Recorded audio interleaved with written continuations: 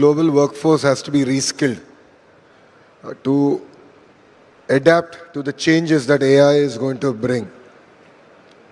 I'm not here to alarm people, but I'm just here to say that this is the reality, and how do we as society embrace, adopt to things that is ahead of us. The question is whether we will lead this transformation or we will be led by it.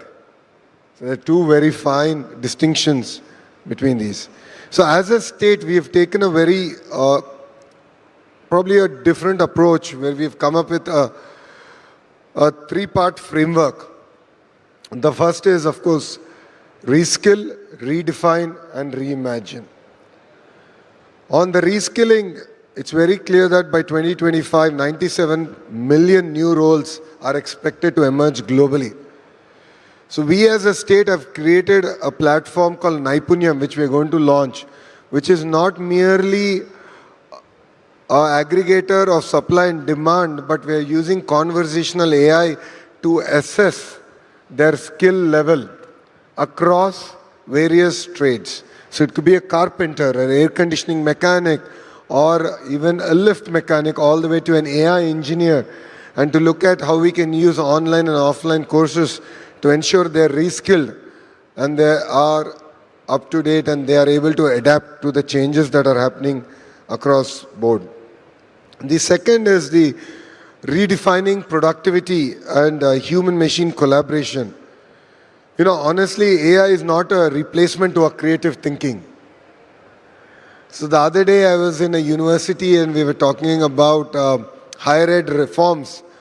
And the Vice Chancellor there was telling me that almost all the letters, permissions that students give for availing medical or whatever leaves, they were saying that everything is out of a chat GPT this day and age. So my concern is our creative thinking cannot be outsourced to AI. So it's very, very important to look at the fine line in the way we're going to redefine productivity and human interaction. And the third vertical, as I said, is reimagine and reimagine inclusion. One challenge that I've seen every industrial revolution bring about is the divide between the haves and have-nots. And I'm genuinely concerned, and the Honorable Prime Minister of India, Shri Narendra Modi ji, has also raised this point multiple times, where the divide with AI should not grow. In fact, it should be a bridge and not a barrier for economic progress. So as a government, we are really excited on how we can use this AI revolution to bridge the gap between urban and rural and ensure that the underserved are really skilled. And AI enables us to build an amazing platform to do that. To sum it all up, the age of AI is here. It is not going to be a threat to humanity, but I believe it is an invitation to elevate humanity. And future will be built by us, by the thought leaders who are sitting here. I am a policy maker, I am a politician, I understand these two sectors quite well. But my ability to understand the corner of AI or where the turn is going to be is not there. But you understand this better. And all of us together should reimagine the way we're going to interact, the way we're going to do things together. And what we as a state here offer is a platform. A platform that will stand the test of time and politics, that will live its sense of purpose and ensure that the changes that we bring about is not merely cosmetic, but it's fundamental. And it will transform the way people of Andhra Pradesh, people of India will embrace and use AI going forward. So it's important that all of us ensure that future of work is not just about productive but purposeful. It's not just automated but augmented. It's not just intelligent but inclusive. Thank you very much.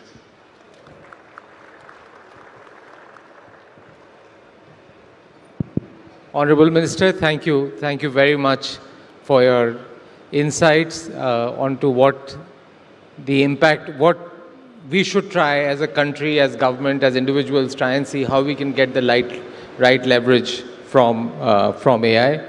I'll now hand it over to Debjani. Debjani, if you could, what I'll request all the panelists, Debjani, maybe you can start. If you can make maybe 3 to 5 minutes of initial comments on how do you see AI shaping up, how do you see that impacting jobs or wider impact of, and from your vantage point, particularly how government is looking at it and how government is looking at frontier technologies would be very, very helpful. Over to you, Debjani. Thank you, Rajiv. Hope I'm audible. Respected Minister, all distinguished guests on stage in the room, a very good morning. And Minister Lokesh, I'm very sorry I couldn't be there in person and experience the beautiful city, hoping to make up for it very soon. But a huge thanks to CII for the invite. Since this session is about AI and jobs, I'm so glad that, Minister, you said what you did, because I think it is time that we set to rest this debate that has been going on for a very long time on whether AI will impact jobs or not. The short answer, yes, it will. And it is important that we acknowledge this upfront, because that's only half the story. We need to now focus our time, our energy to what really matters, which is the other half of the story. How can India turn this disruption into a massive opportunity? So, as you said, job transitions driven by technology, they are not new. We have seen them from the printing press, textile automation, computers. Every wave disrupted jobs, but they created many more, and sometimes they created better ones, most times actually. So the job disruption, as I keep saying, is just one half of the story. And to understand the full picture, the NITI Frontier Tech Hub, along with the industry partners, undertook a very detailed study of India's 8 million tech workforce, of which 6 million is in the tech industry, 2 million in other industries. And let me, in these 3 minutes, share very briefly what the key findings were. First, yes, jobs will be disrupted. Areas like software development, customer experience, call centers, data entry operators, etc. AI is already giving a 15 to 20% productivity gain. And we believe this will get to around 40 to 50% very soon. This, we believe, will lead to around a 2 million disruption in the tech roles in India in the next 3 years. But that is, again, only half the picture. AI is also creating an entirely new universe of jobs, but it's very different. The jobs that are getting created are very different from the jobs that are getting displaced. These jobs are far more specialized. So roles like prompt engineer, AI DevOps engineer, AI architects, none of them existed 5 years back. You go and search Google or whatever your search engine is to see when these names started propping up. They started coming up in 2022. And today, they employ thousands of people globally and in India. So, but what we are seeing is there won't be one single large job category like we've had in the past, like data entry operator, which employed millions of people. Instead, what we will have is a combined growth of many specialized roles, which we expect will expand India's tech workforce significantly. And our estimate is it will add around 4 million more jobs to the country in the next few years, provided the tech spend stay the course. That's a major assumption we are building in. And two, we are building the right skills in the country. So if we have to change this narrative, and I would sincerely request Andhra to take the lead in changing this narrative, the narrative has to shift from job loss to job transformation. And as we talk about job transformation, 3 things we need to look at. First, work will change. So we apply what we call a 3W lens. Work will change, as I've said. Second, workers will change. Today, a developer, it's not going to be enough for a developer to just know coding. They have to know LLM APIs, for example. QA engineers will need to know edge case analysis, for example. So the job roles are changing, the worker roles are changing. And third, the workforce pyramid is changing. The routine entry-level jobs that you've had at the starting point, the end of the pyramid. These are shrinking. The mid-level jobs are getting way more specialized. And then there's a new top layer of hyper-specialized jobs that is emerging: AI architects, AI DevOps, etc., etc. And this is a shift we cannot ignore as we build out the skills framework. So I'll sum up by saying AI is not going to create millions of similar jobs, but it will create thousands of deeply specialized jobs, which will result in millions of employment for the country. And we believe that if we can act with urgency, coherence, our tech and CX workforce can grow from 8 million today to 12 to 13 million by 2031, positioning India as one of the world's largest AI talent powerhouse. But there is a need for coherence. And this is why the Niti Frontier Tech Hub, in its study, has recommended that we need a national AI talent mission, which is a whole of government approach that brings together the different skilling initiatives that exist in silo into a national effort. So in closing, the difference between job loss and job creation, I strongly believe, will depend entirely on the choices we make today. We have the talent, we have the scale, and I do believe we have the intent. So now what we need is urgency, collaboration, and unity of purpose. And Minister, as Niti Frontier Tech Hub, we would love to partner with you, with CII, to see how Andhra Pradesh, the framework that you're building, how that can create a framework for the rest of the country to achieve this purpose. Thank you very much. Thank you, Debjani. Very clear comments. I think very similar to some of the findings that we have in the report, that it's the nature of jobs that will change, and how, as a country, as a society, how we equip ourselves to be ready for that change will determine our future with AI. So thank you very much. I will now hand it over. Maybe we'll start from this corner here. Joe is my partner in crime in EY. He is based in the Valley. Just came here for a day. So Joe, it'll be great to share your perspective. You heard a little bit about where India is, but it'll be great to get your perspective on what's happening around the world, in the world of AI, in context of jobs and generally overall how the development is going on. Thank you, Rajiv, and thank you for the hospitality to CII. It's always amazing to be in India, and the hospitality of the people is something that I think is really special. From an innovation perspective, I think what's important is every single client and every single organization and every single government around the world is asking this same set of questions. The speed of technology evolution is something none of us have ever seen before. And so really there's three key components that are going to be required in this next wave of transformation. One is around the digital workforce.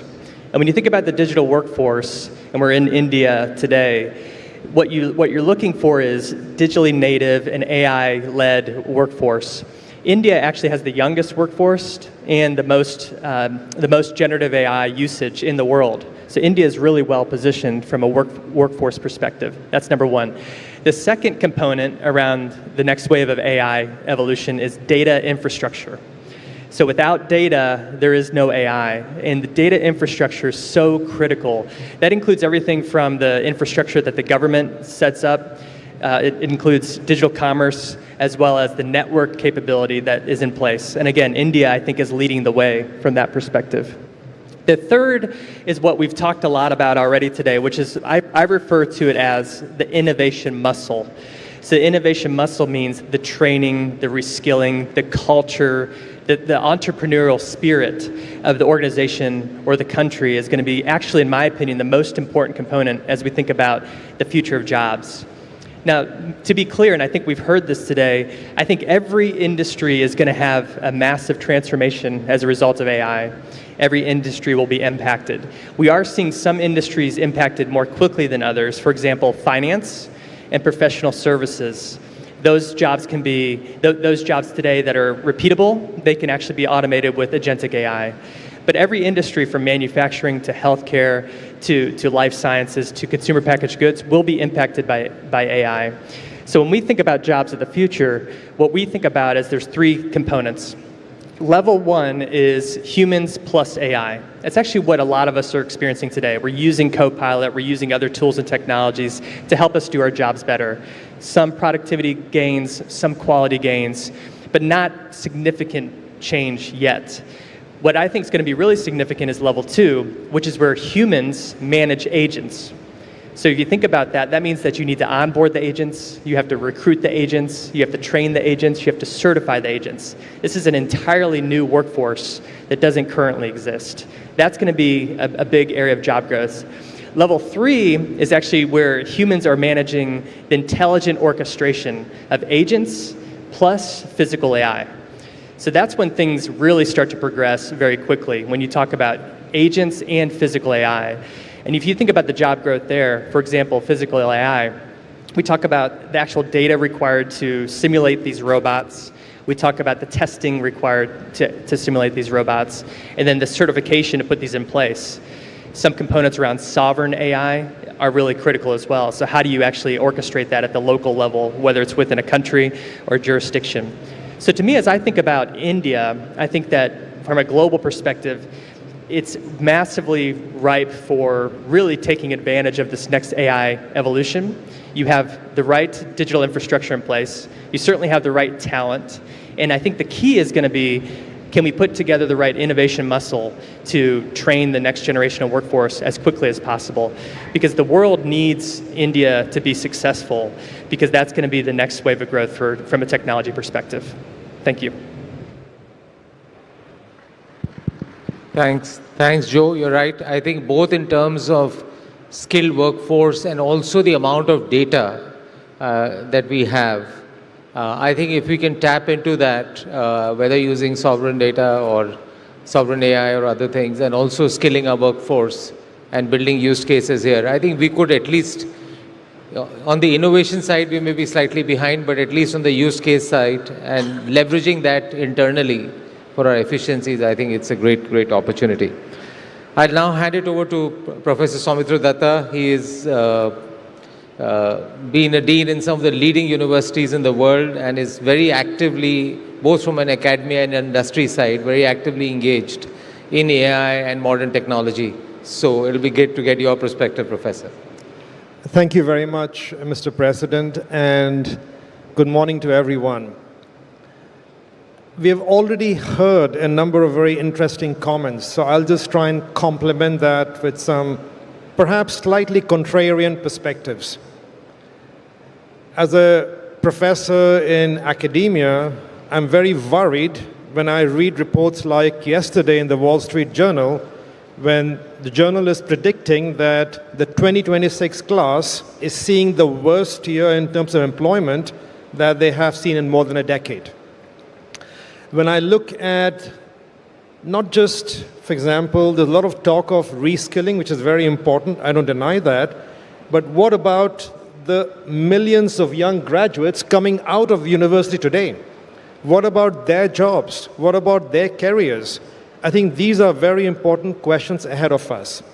Now, why do I raise this perspective? And just to get you involved a little bit in the discussion, let me just pose a question to you. And this is where I want you to raise your hand.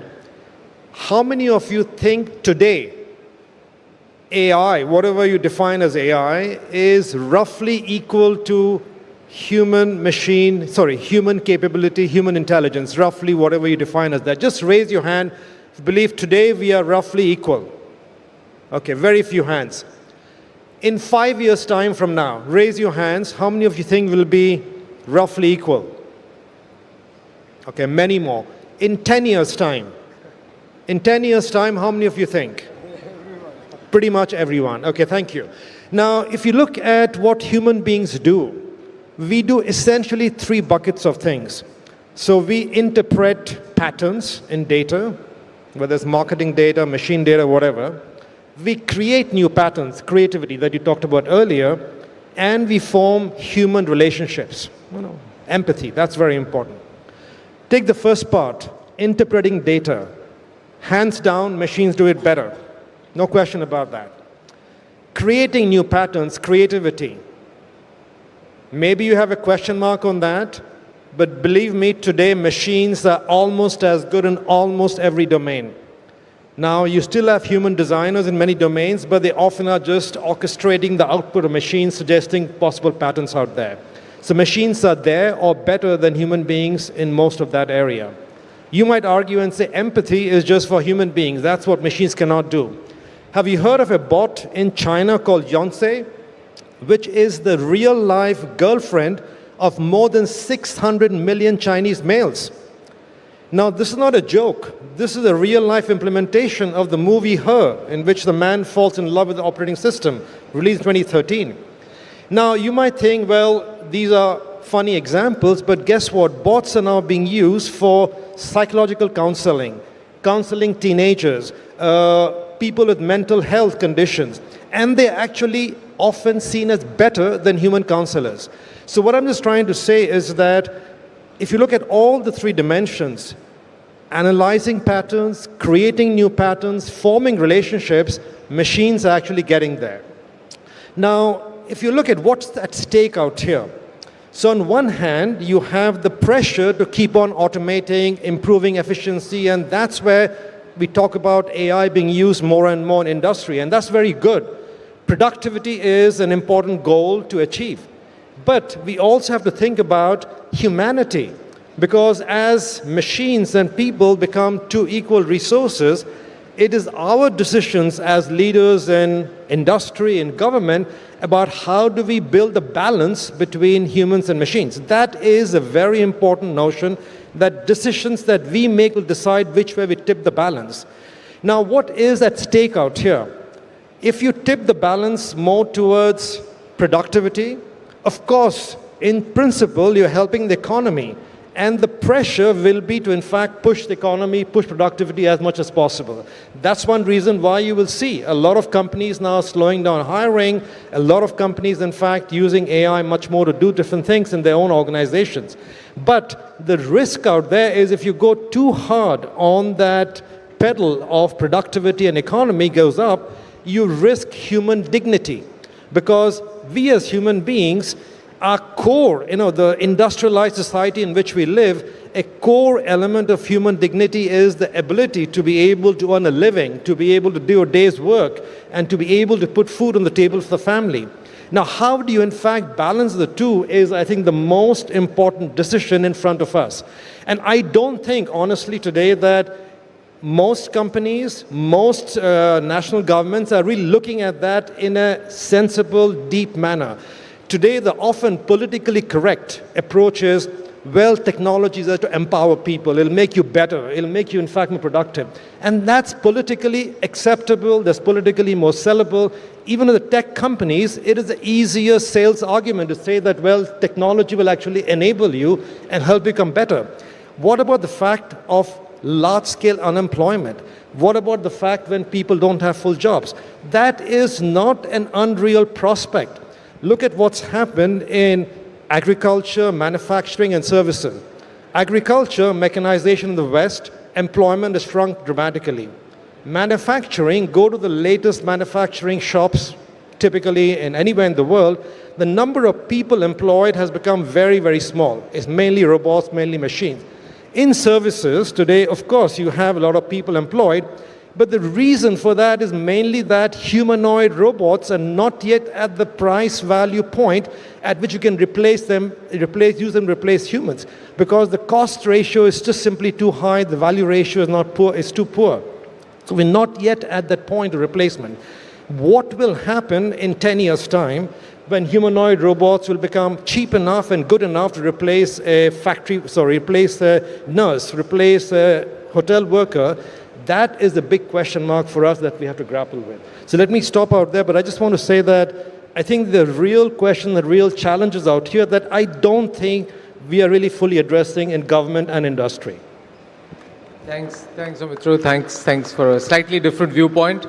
And just on humanoid robot, that's where China is investing the most.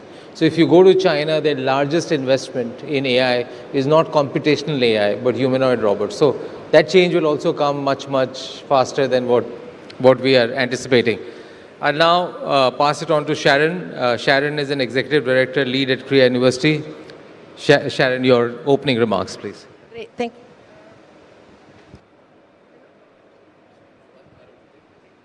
Thank you. Although I study technology, it really evades me.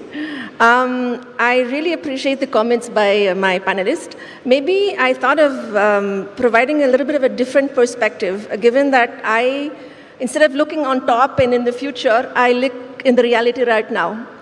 I'm Canadian, but I've been in India 17 years and vastly invested in talking to every corner in the rural areas in the field and bringing back stories to forums like CII or even to the government to see what's going on. One of the key learnings, two things I learned from India.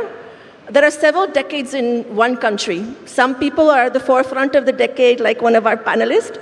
I'll talk to you about the big majority are still in a previous decade that we need to bring in on board for the inclusion story the Honorable Minister mentioned as well. The other thing I understood from India is averages don't work. India, you have to look at extremes to understand what's going on in this country. So given that I'm in front of a panelist and in front of a crowd of a lot of business people, I'll focus my work on the opportunity and the productivity topic where I work a lot in the space of gender, where the topic of integrating women in the labor force is a huge one here. So I focus on the positive aspects of AI is to making women more visible. I think 70% of women businesses are at home. They don't have access to networks like men do. They cannot go outside. So I have seen a lot of positive aspects to see how can women be embedded in online platforms like ONDC, which are not perfect yet, but allows them to sort of like be more visible. And if women are more visible, they'll have better access and better opportunity to markets, but also finance. One of the key things of business is you need to have access to credit and finance and opportunities, no? So the opportunity offered by women is immense. I think women can have those digital trails, women can have access to networks and opportunity, and women could be more visible. So that's one aspect I feel that's very important. I think that would also increase a lot the work for women. The other aspect that I see as well that's a huge opportunity is digital-enabled work, where a lot of the women are frontline workers, where they're ASHA workers, Angawadi workers, and they're just starting to have access to digital to improve their productivity in their work. And that also trickles down to government. The quicker that these ASHA workers, these Angawadi workers, they are your data collector, the better that will impact also decision-making at the policy levels. For the Angawadi workers, you can see as well, the better they put the systems in the dashboard, the quicker the decisions the government can make in a centralized perspective, knowing that India is very heterogeneous as well. Even ASHA workers, Angawadi workers. The other perspective that we see a lot is this: we don't think about the AI system, and this is the decade that's different than your colleague, is that I remember the first thing when we started digital AI work, we talked to the ministry mate team, Mr. Krishna, our secretary. Actually, the first task he asked us to look us in the PLI scheme, the Samsung and things like that, where the government of India gives a lot of money. And we see that that's one of the areas where women are enabling the AI ecosystem by chip production, etc. One of our high recommendations is one of the areas where women can contribute as an entry point, but it's very important that they're able to escalate that system, no? So what we've noticed, and when we studied the PLI scheme, is that yes, women are part of building AI, but they're at the low entry. So our recommendations would see you need to make sure that women are not just because they have small fingers and all, they can assemble stuff. How do we make sure that women have systems that enable them to grow and supervise? So we encourage the government to collect data on that front. I think that's quite critical. On that front as well, talking to the ministry, and this is a very India context. So India is a very big consumer and producer of digital AI. It's not a great designer. So, and very few women also are part of the design, and very few people in general. I think India itself designs their own maybe 15%, which is staggering. And I think that's where an area where you need to integrate and be more exclusive. Not only women, even people from remote communities, tribal areas. I've seen fabulous examples from that front. Lastly, I think one of the areas where we see a lot, and we call it maybe digital embedded work, and that relates to the colleague from Ernst & Young, where you see that there's a whole movement of gig economy happening in rural areas where, and it's a fabulous initiative from the Bashini, the Indian government, to try to democratize AI through languages. And I don't know if everyone saw the movie Human in the Loop recently, where they showcase that this allows women to be able to do work in their phone here. They can do maybe 10 hours of work when they can, when they're available in their local language. It also helps to integrate, making sure that biases that are in our regular work are not integrated in AI or digital, because I think the speed of AI and digital goes very quickly. So this is actually a great opportunity to make sure that we don't repeat that online. I think those are the opportunities, and we are working as well to make sure that women starting to have, it's not only having access to a phone. I see a lot of this initiative from the government say access to the phone. You need opportunity, you need initiative, you need support. And we've learned from some systems as well, like the government said, we will give a phone, but those phones break. Those phones need investment in data points every month, no? Those phones also need to be replaced. And that's critical as well to see. So there needs to be a whole big portion of India that needs to be integrated in all of that digital AI ecosystem there. I'll leave it to my colleague somewhere else, and a pleasure to connect, yeah. Thanks, Sharon. We're sorry to interrupt, but we were running out of time. Jeremy, you're the last one. So my only request is if we can make it short. Sorry for this, but I know the minister has to leave, so thank you. Both of us have a task. That's right. So actually, I think I'm supposed to join the minister shortly, and I'll come to that at the end. So first, it's really a pleasure to be here, and I appreciate the hospitality of the government in Andhra Pradesh, of our partners at the CII, and all of the people that I've met during the visit. I'd like to start with the challenge.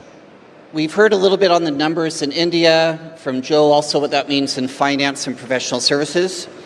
The World Economic Forum has done research looking at 1 billion jobs globally. We interviewed 1,000 large companies across 55 countries and understood what this means for the future of their workforces.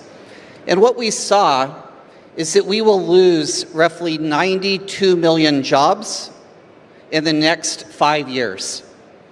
90 million jobs will disappear in the next 5 years. And that isn't even before we talk about all the jobs that need to be reskilled.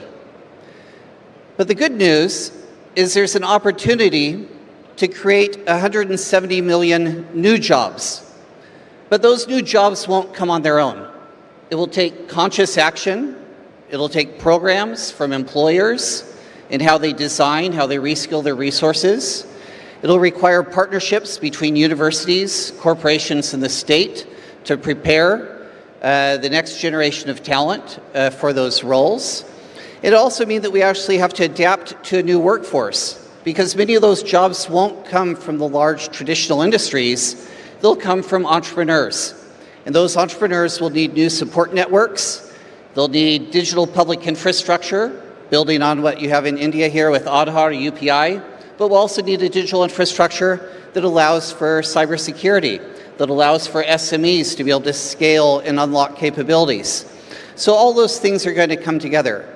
So massive challenge, but also significant opportunity that requires conscious action. Now, one of the reasons I'm here today in Andhra Pradesh is because we think that Andhra Pradesh will be a hub for this future vision of how to create an economy that brings dignity and opportunity to employees. We look at programs like the Naipunyam with the expertise that'll actually have a skills database that we can actually train workers. We'll be launching today a Center for the Fourth Industrial Revolution, focusing on energy and cybersecurity, because before you get to the AI and before you need the data, you need the energy to actually power the data centers, to power the algorithms, and you also need to make sure that it's secure. And this is one of the reasons we focus on cybersecurity. There's roughly 4 million jobs that are in shortfall today in cybersecurity. So this creates an opportunity for new workforces, new roles, and new opportunities.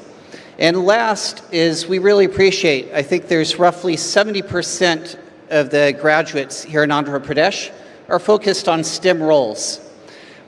That will prepare them well to enter the new workforce, but they'll also need to be continuously skilled, continuously updating their education in those opportunities. And this is something that we look forward to partnering with Andhra Pradesh to help prepare that future workforce, to help prepare the future economy.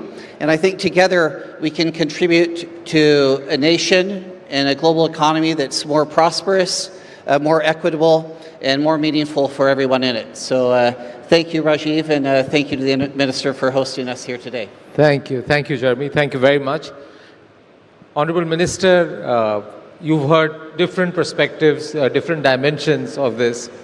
And I know you have a grand vision, and the state has a grand vision on how you leverage AI, technology, various new themes that are coming around the world. So one is just general thoughts on what you've heard, but also I'm particularly keen on, for AI to be successful, how do you capture data? And what are you doing as a state to be effective from a data standpoint? Well, after this session, I thought I'll have some answers, but I walk out with more questions. Thanks to Soumitra here. I think, but the points raised are very valid. I think we need to think through the nuances as we go about, doing what we are supposed to do in this industrial revolution. See, as a state, we are talking about energy transition. It's easy said than done, because wind speeds predictability, cloud formation, so solar efficiency, then your ability to sort of pump up traditional forms of energy to sort of give the transition, especially with data centers that require higher reliability, is a big challenge. And that is exactly where we're using AI. Our ability to predict, understand this. In terms of state, we are one of the very few states, and I was actually quite pleasantly surprised that I had counterparts in Australia at the state level who have something called Minister for Customer Service. It's similar to what we are trying to achieve in real-time governance, is how do you deliver governance at the doorstep of the citizen, whilst keeping in mind the entire data that we are able to capture and give a much more predictive analysis. So a great example of that is how we've handled the recent cyclone, which we thought will be a lot more intensive, but our ability to understand where it's going to land, the speed at which, the track, we were far better than the other institutions out there, because we have over a period of time built those data sets, we are able to hone on those data sets, and that will again be very core to us as we go forward. So as a state, we are continuing to collect the data points that are relevant for us to ensure better governance delivery. But then, yes, we also have to keep in mind the ethical framework on how this data is going to be used and not be used against underprivileged sections of the society. So that's equally going to be important. And that is why we have something called the Core Data Authority that has the framework in place to ensure that this is not used against them. But then honestly, I think all of us sitting here are just trying to understand what is AI, its implications on humanity and how it's going to change our lives here. Definitely 5 years from now, maybe the 35th Partnership Summit that we're going to do here, I think we'll come back and reflect on whether we got our predictions right or we were off. I think because all of us here are pretty much guessing where we'll be 5 years from now.